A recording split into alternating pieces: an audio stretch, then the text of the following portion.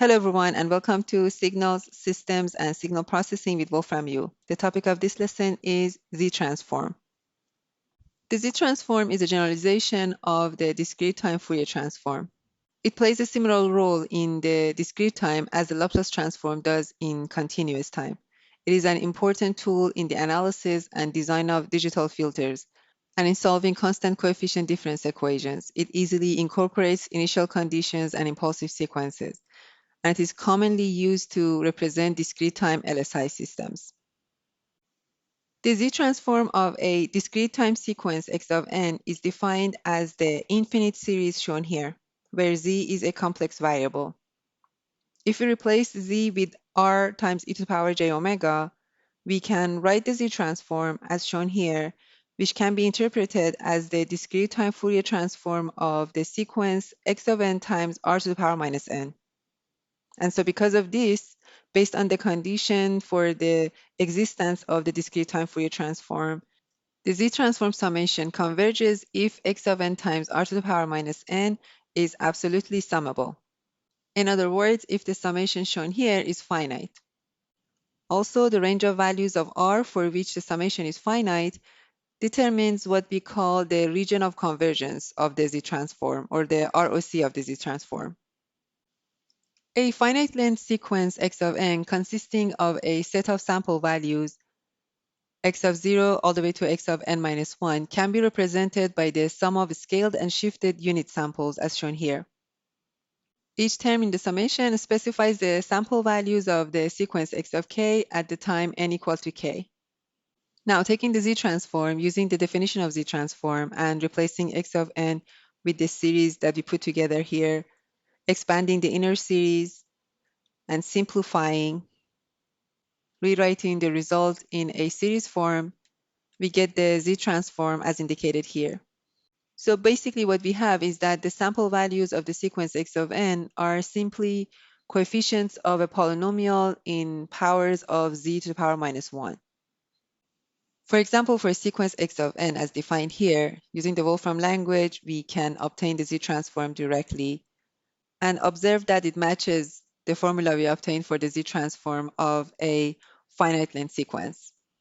It verifies that the Z-transform is a polynomial in negative powers of z. The Z-transform of a function, for example, for the finite duration sequence that we just looked at, is a complex function. The variable z is a complex variable with the real and imaginary parts x and y. If we rewrite the Z-transform in terms of x and y, we have the expression shown here, when absolute value of z is positive. For the complex expression shown here, as we have done in the past, we can plot its magnitude or its phase. Having the Z-transform of a sequence x of n, we can obtain its discrete time Fourier transform x of e to the power j omega if it exists by evaluating the Z-transform on the unit circle when we set z equal to e to the power j omega. For example, given the Z-transform shown here, the Fourier transform can be found as indicated here. Changing the values of the frequency omega between 0 and 2 pi, observe how the discrete time Fourier transform is traced by traversing the Z-transform surface on the unit circle. Now that we know the definition of the Z-transform, let's obtain the Z-transform of the infinite length sequence x of n as it is defined here. First, let's use the Wolfram language to find the Z-transform together with the region of convergence. Now, using the formula for the Z-transform, replacing x of n with its value, simplifying the expression, we get the geometric series, which we know it's equal to the expression shown here if the absolute value of a times 1 over z is less than 1. Or equivalently in positive powers of z, we have z over z minus a. And the region of values of z for which the summation converges makes the region of convergence of the Z-transform. Plotting the region of convergence, we can see that it's the region outside of a circle of radius equal to absolute value of a. We can also plot the magnitude of the Z-transform when A is equal to 2 over 3, for example. In the previous example, we looked at the Z-transform of a causal or right-sided exponential sequence. Now let's look at the Z-transform of a left-sided exponential sequence x of n as it is defined here. We can plot the sequence for a equal to 3 over 2 to show how it changes over n. Now to find the Z-transform using the definition, we replace the value of x of n in the summation and we simplify. The summation is taken from minus infinity to minus 1, applying a change of variable and extracting the term corresponding to n equal to 0. We have a geometric summation again.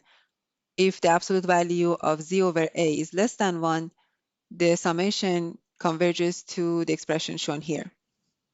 Simplifying the result and rewriting it in terms of positive powers of z, we get the final expression for the z transform as shown here.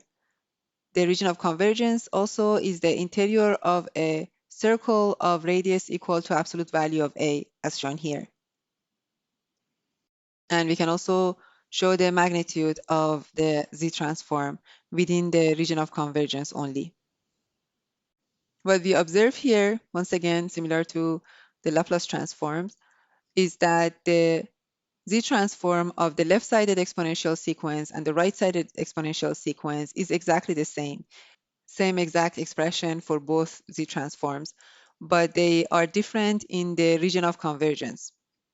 And so the z transform expressions are not unique and they must always be accompanied by a specification of the ROC, the region of convergence. So as we just saw in the previous two examples, the region of convergence plays a critical role in determining the properties of a sequence defined by a specific z transform expression. The unit circle plays an analogous role in the z transform as the imaginary axis did in the case of the Laplace transform. Finite duration sequences that are absolutely integrable have an ROC that covers the entire z-plane, and ROCs are always the interior or the exterior of a circle or a ring bounded by the roots of the denominator of the z-transform. For example, for the two-sided sequence shown here, the ROC is the ring bounded by the two roots of the denominator, 2/3 and 3 over 2. Also, square integrable sequences lead to z-transforms with ROCs that include the unit circle. And if the ROC does not include the unit circle, the corresponding sequence must be unbounded. Here, we are showing three sequences for which the ROC includes the unit circle. The necessary condition for a causal or right-sided and convergent sequence requires all poles to be located inside the unit circle, and for the ROC to be the exterior of the largest pole. When the z-transform is a rational function, the general form in terms of negative powers of z is as shown here. X of z is called a proper rational if an is non-zero and the order of the numerator polynomial m is less than the order of the denominator polynomial n. And when we have an improper rational function, meaning when m is greater than or equal to n, we can always rewrite the expression as a sum of a polynomial and a proper rational function by long division in terms of the powers of 1 over z, as shown here. xpz is a proper rational function.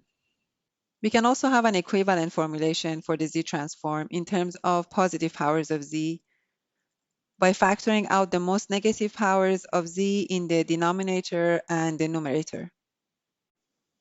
Now, the zeros of a z-transform are the roots of the numerator in the expression for the z-transform, and the poles are the roots of the denominator of the z-transform. And we can write the z-transform in terms of its poles and zeros by using a factored form as shown here. Given the z-transform shown here, let's find the poles and zeros of the z-transform. For the zeros, we find the roots of the numerator polynomial in x of z. And for the poles, we find the roots of the denominator polynomial. Here we show the location of the 3 zeros and the 3 poles of the function x of z. Also, visualizations of the z-transform as a surface in the z-plane is shown here. In this lesson, we presented the z-transform of a discrete time sequence x of n. We introduced the concept of ROC, the region of convergence, and showed how it is important in defining a z-transform. We looked at different examples of obtaining the z-transform of right-sided and left-sided sequences and showed several different methods of visualizing the z-transform.